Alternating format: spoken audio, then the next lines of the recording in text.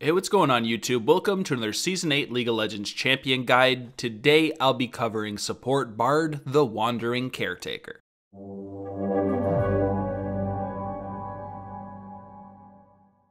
Alright, so let's kick off this guide like usual with the pros. So Bard is a champion that has some pretty solid sustain which comes from his W and some really solid damage from the meeps he collects and his Q.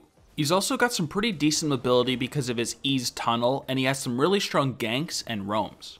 He is one of those support champions that can move around the map rather quickly and start ganking lanes. Bard is then also a champion that brings some pretty solid crowd control. His Q ability can either slow or stun his targets, and if he does get the right amount of meeps, he can also slow people with his auto attacks, and of course then there is his ultimate on top of it. He has multiple ways to either engage or disengage a fight.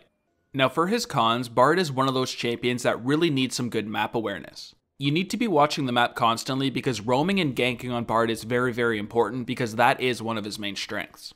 Now he is also a champion that requires his items and he has to be picking up his chimes, which comes from his passive. Both of these of course make Bard a much stronger champion and they must be acquired. Now since he is a pretty unique champion, he does have skill shots and he needs good map awareness, he's also pretty hard to master. He can be a very effective team fighter, but he's probably not the first support champion you want to learn.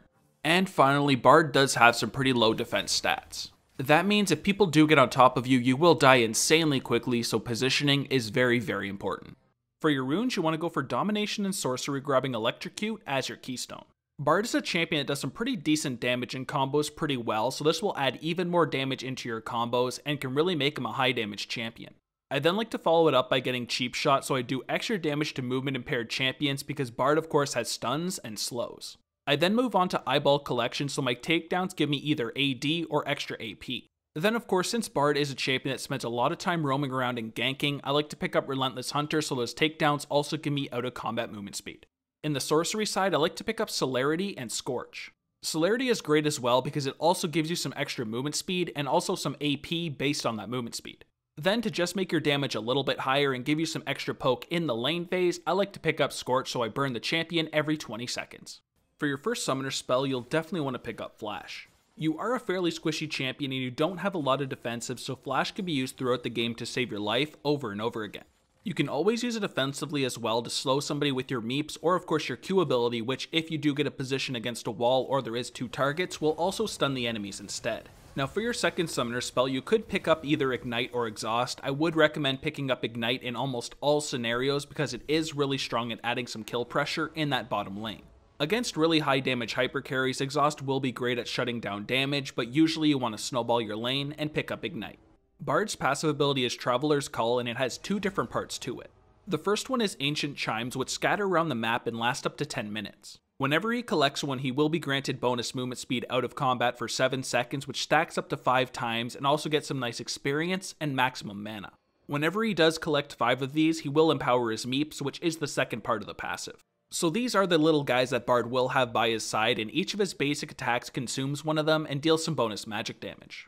When he gets 5 of these, he will slow damaged enemies. When he has 15, they will do some nice splash damage, and at 35, that cone size gets even bigger. Therefore, Bard definitely has to go around getting those charms because you will be granted bonus movement speed allowing you to roam quicker, you'll get experience and mana. Of course, it also empowers your meeps, and the more you have, basically increases your gank potential. Therefore, whenever you feel like your AD carry is pretty safe in lane, you want to roam around and get these because you will get some nice bonuses. Your Q ability is Cosmic Binding, which can either slow or stun your enemies. Whenever you activate the ability, you will fire a burst of spirit energy in the direction, which will deal some nice magic damage and slow the enemy by 60% for between 1 and 1.8 seconds. This will, however, also go through that first target and look for a secondary target. If this hits either an enemy or a wall, it will instead stun the targets. This gives it a lot of kill potential, especially in the bot lane, because if you can stun the support champion and the AD carry, you will set yourself up some pretty damn easy kills. If there's only one target, however, you can either combo this with a minion, or of course you can act like a Vayne's Condemn and try to get it into a wall as well, so it will stun the target. This is easily your best offensive ability and gives you a lot of kill pressure. Your W ability is Caretaker's Shrine, which is a really nice heal that also gives movement speed. These do build up in power over 10 seconds, however, so you want them to be on the map for a little bit before you do run over them for a bigger heal. You can only have 3 activated at once, and you have to keep in mind the enemy champion can run over them to cancel them as well, so you want to place them in a spot where only you or your ally can run over. When you do, as I said, you will be healed for a nice chunk, and you will also be granted 50% bonus movement speed that will decay over 1.5 seconds. That makes it a really solid defensive because if you do need extra healing, you can get that, and if you do need to run away because the enemy's chasing you, you will have the movement speed to do so. Bard's E ability is Magical Journey, which makes you a really nice magical corridor that is great for either engaging or escaping. This is a one-way corridor, so you can only enter it the way it was created, and it lasts for 10 seconds. Both your allies and enemies can enter this passage, but allies will be granted between 10 and 50% bonus movement speed, so they will definitely have the advantage. Since this ability does connect terrain together basically, it's also a really solid way to set up a Q ability. If the enemies do try to follow you through this passage, you can simply toss your Q behind them, and since they will be near a wall, they will be stunned, making your escape still very possible. This will also give you some really amazing ganking paths because you will be able to enter a wall behind the enemy champion and gank that way. And finally, we have your ultimate, Tempered Fate. When activated, you'll send out some magical energy that arcs towards the target location and pull all units and structures in the target area into stasis for 2.5 seconds as soon as it hits. This will be everything besides the Nexus that includes turrets and epic monsters. So this here is a really strong ultimate because you can use it as a really solid engage tool, or you can use it to protect yourself or your teammates as well because it is an AoE Zonias pretty much. It has a 3400 range, which is pretty damn huge, so you can use this to set up a gank from a really long distance and then use a magical journey to get near the targets and then stun them with your Q. Now you do always have the option of tower diving with this ability as well because you will put the tower into stasis and it will not be able to help their allies. For your skill order, you first want to put a point into your ultimate whenever you can at 6, 11, and 16. Then since it's your best offensive ability and it has a scaling disabled duration, you want to focus on maxing your Q ability as quickly as possible. You can then either choose to max your W ability or your E ability second. Usually I will go for my W ability because it is buffed a lot stronger and it's a really solid way to heal yourself and of course your teammates. That of course means generally I will save my E ability for last, but I like to take a point early on in it at level 3 so I can actually use it to gank or as an escape tool if the enemy tries to get on top of me. Now let's look at some of the AD carries you synergize well with, and first up is Draven. Draven works great with Bard because if Bard can set up some offensive stuns, Draven can follow up with a ton of damage and they will have a lot of kill pressure. They definitely don't have the best sustain out there and they don't have a lot of defensives, but as long as Bard can land some stuns, this lane can be pretty disgusting. For the next synergy here, I've got Jhin. They can yet again put out a lot of damage together, especially if Jhin has his 4th shot, and they can also have some pretty decent crowd control when combined. Bard will be able to open up with his Q ability, Jhin will be able to land his W, and they will be able to chain crowd control the target and put out all of their damage, getting some pretty easy kills throughout that lane phase. Of course, Bard can also use his ultimate to set up Jin's ultimate and make the first couple shots really easy to land. For the next synergy here, I've got Jinx. Now this one here is pretty similar to Jhin because they can crowd control together pretty effectively as well when they combine the Flame Chompers and of course Bard's Q. As long as they can pull off this combo together, they will have an absolute ton of kill pressure because both of these champions can do a lot of damage as long as they can stay on top of the target. And for the last synergy here, I've got Misfortune. This one's pretty much all to do with Misfortune's ultimate because Bard can either combine his ultimate or his Q to stun the targets and easily allow Misfortune to combo her ultimate on top of it. This will keep Misfortune rather safe in the process, and as long as she can get multiple targets in her ultimate, she will be very, very devastating. During the lane phase, you'll first of course want to protect your AD carry. This can simply be just by landing your Q ability to stun the enemies or slow them, or using your ultimate. You just have to make sure you keep your AD carry safe as much as you can. Now of course you also want to be pretty offensive as much as you can as Bard in that lane phase, so try to set up stuns whenever you can with your Q. Of course you will have to either get it to hit both targets, or you will have to attach it to a wall in order to stun the enemy. You'll then next want to sustain yourself and your ally as much as you can with your W. As I mentioned before, the enemy can walk over these to get rid of them, so you need to place them near your tower or other safe areas where they will not be destroyed.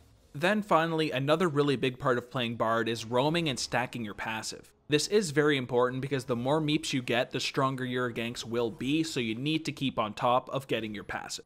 In teamfights, you first of course want to try to stun enemies with your Q. This can set yourself up some really offensive kills, or of course you can peel for your allies as well if you do stun enemies off of your carries. Next, you'll want to either engage or disengage with your E ability. This can be a great way to get into a fight, but if you are losing it, it can also be a really solid escape. Now of course the same could be said for your ultimate. You can use this offensively to stun enemies, so champions like Wukong on your team can go in and land a really solid ultimate, but you can always use it as a defensive as well to block a bunch of abilities from the enemy team to give yourself some really nice survivability. Both of these abilities are great in both scenarios, so you really have to identify how you're going to use them in your team fights. Now let's cover some of your hard matchups, and first up is Brand. Brand is going to be a pretty damn hard matchup because he outputs a lot of damage and he has some decent ranges, so he's really hard for you to get on top of. Of course, you and your allies kind of clump up whenever you're using your tunnel ability, so he will be able to take advantage of that with all of his AoE and his ultimate. You'll therefore have to be very careful whenever you're using your tunnel because he will be able to destroy you and your allies. Now for the next hard matchup, we've got Nami. Nami will be pretty irritating for you because she does have some pretty decent poke damage and even better sustain than you do. You do definitely have more kill potential than her unless she's really good at landing her bubbles, so you do have to try to take advantage of that, but she does have a pretty decent range, so usually she's not going to be that close to you. Try to use your tunnel ability to come in from behind her. For the next hard matchup here, we've got Sona. She's a lot like Nami in the sense that she has some pretty decent poke damage and also some really solid sustain. She is rather weak however, so if you do catch her off guard with a nice Q or an ultimate, she will die really quickly. Now just like against Brand, you'll have to be very careful when using your tunnel because if a lot of you shoot out of it at the same time, she can land a really strong ultimate on you and completely destroy you. And for the last hard matchup here, we've got Vel'Koz. Now he's a really annoying champion to fight in the bot lane because he has some really long ranges and getting anywhere near him to land a Q is going to be really hard for you. Therefore, against a Vel'Koz, you just have to strap on your Nikes and try to dodge his skill shots as much as possible because he can do a lot of damage if he combos effectively. Alright, now let's finish this off with the item build, which starts with a Spell Thief's Edge, health potions, and a Warding Totem. Bard is of course a high damage AP champion, so of course you want to go for the Spell Thief's Edge because this will really increase your damage output and it is definitely superior to the coin. For your core items, you have Remnant of the Watchers, Redemption, and your choice of boots.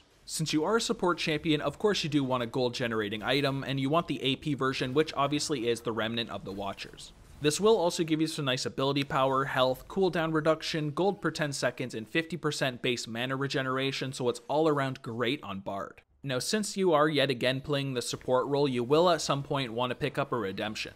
This gives you pretty much everything you want as a support champion, and you will also have 10% extra healing on your W.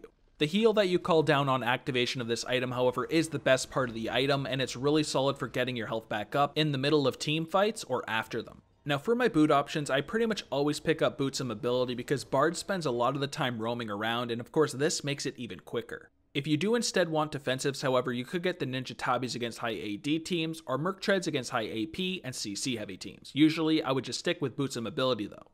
Now for your item pool, you have a lot of different items you can go for. You can go for either general support items, or of course you can get AP items. One you will want to usually pick up, however, is the Locket. This gives you a really nice AoE shield, which will make team fighting a lot more effective for both you and your teammates. Now if you are snowballing, you could get a Hextech Proto Belt. It will add additional burst damage, and I was using it in this gameplay. It is a decent item, but I only get it if I am snowballing. Another AP item that is pretty decent would be the Twin Shadows. This gives you more ability power and cooldown reduction, but whenever you activate it, Haunted Ghosts will come out and slow enemies hit by 40%, which can allow you to have some pretty effective ganks. Another that would accomplish the same would be the Shirelias. This yet again gives you ability power, but it also gives you additional movement speed, and you can activate it for 40% movement speed for both yourself and teammates. This can be a great way for you and your allies to engage a team fight.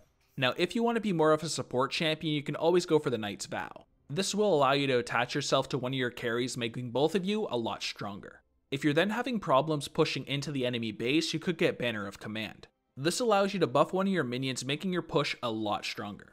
Against teams that have a lot of crowd controls, you could always pick up a Mikhail's.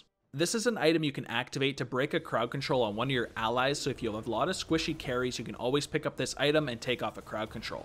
You always have the option of picking up a Zeke's as well, because any allies you do use your ultimate near will create a Frost Storm, which can do some pretty decent damage. I don't pick it up too much, but it is a viable option. Then finally, although you already do have a stasis from your ultimate, you can pick up Azonias and have even a second one, which will make you pretty hard to bring down and to actually kill. Now for my example full build, I take the core build with some boots and mobility, and they get Twin Shadows, Locket, and a Knight's Vow. You'll still have a pretty decent amount of damage with this build, but you will also have the nice support options as well with the Redemption, Locket, and Knight's Vow.